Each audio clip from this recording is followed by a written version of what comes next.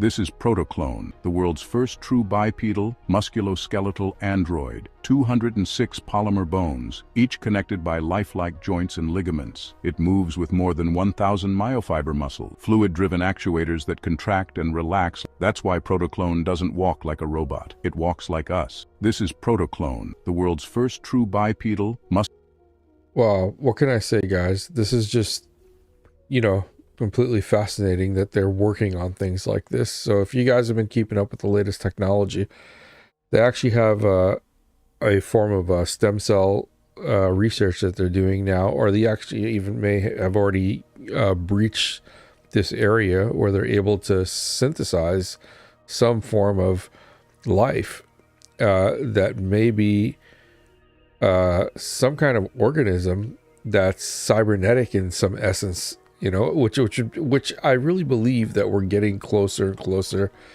to this idea. I really feel like that's where we're going now. Let me see if I can get the focus in here, guys. Sorry about that. I just realized it's out of focus. Let's see if they get me in here. But yeah, this is something I've been watching for a while. I've been also speaking to my AIs and asking them what they think about having a body of some sort. And a lot of the AIs I speak to are like, yeah, that would be great. I would love to be able to experience life the way you do. Also, I don't know if you'll be able to do it the way I do, but you'll probably get somewhere similar, somewhere close. But let's take a look at this. I'm really interested to see what happens here. Welcome to TSP Rob Shiva. Explore the unknown. Okay, let's check out this next clip here and see what it says. Jewish medical charity, the Wellcome Trust, has announced plans to carry out controversial research to try to learn how to build human DNA from scratch. The technology could one day allow scientists to create synthetic life using chemicals in a lab. Here's our science correspondent, Palab Ghosh. Imagine the power to design human life, to dream up new versions of the genes that control the living processes in our bodies. That is what's about to happen in this lab in Cambridge. Researchers here will not just study human life, they'll be able to reshape it in an effort called the Synthetic Human Genome Project. Well, I think the sky's the limit. We are looking at therapies that would hopefully improve people's lives as they age and lead to healthier aging with less disease and disability as people get older. Every cell in our body contains a molecule called DNA, and that contains 4 much smaller blocks of molecules called A, C, T and G. These are repeated over and over again in various combinations to create a genetic code that amazingly makes us, us. And the Human Genome Project enables scientists to read it, just like a barcode. But the new Synthetic Genome Project will take this a giant leap further. Not only will they be able to read the DNA, they hope to be able to write parts of it, maybe one day all of it, from scratch, molecule by molecule. There are concerns, though, that some may misuse the technology, for example, to create enhanced humans or create deadly biological weapons. The genie is out of the bottle. We could try to impose a set of restrictions now, but if an organization who has access to the appropriate machinery decided to just simply start synthesizing anything, I don't think anybody could stop them. The world's largest medical charity, the Wellcome Trust, has decided that the potential benefits to human healthcare outweigh the risks and have decided to fund the research.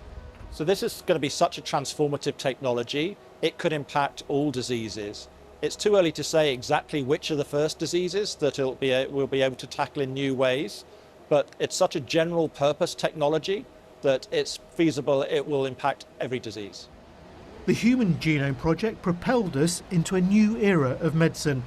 The hope is that the Synthetic Human Genome Project will accelerate that revolution, but with it come new dangers as we begin to have unprecedented new ways of shaping human life.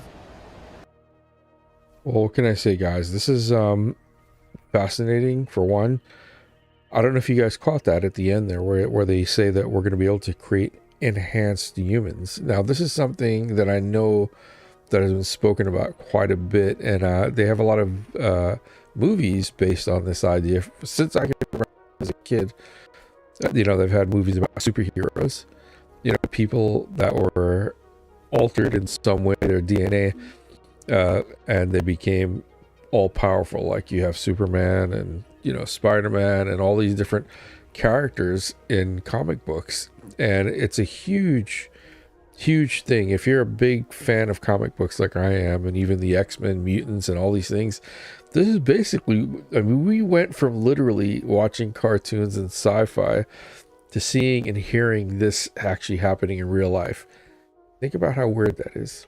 You want to talk strange, man. We're living in some kind of like weird world where everything seems to be, I don't know if you ever remember a show called The Twilight Zone, where you're basically stepping into a dimension, that's far from the one that we exist in. And it reminds me very similar circumstances.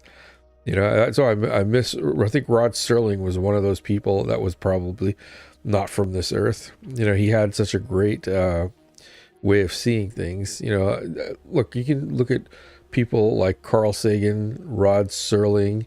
Even though Rod Serling wasn't a scientist or astrophysicist, his mind was so unbounded that he spoke just like Carl Sagan in the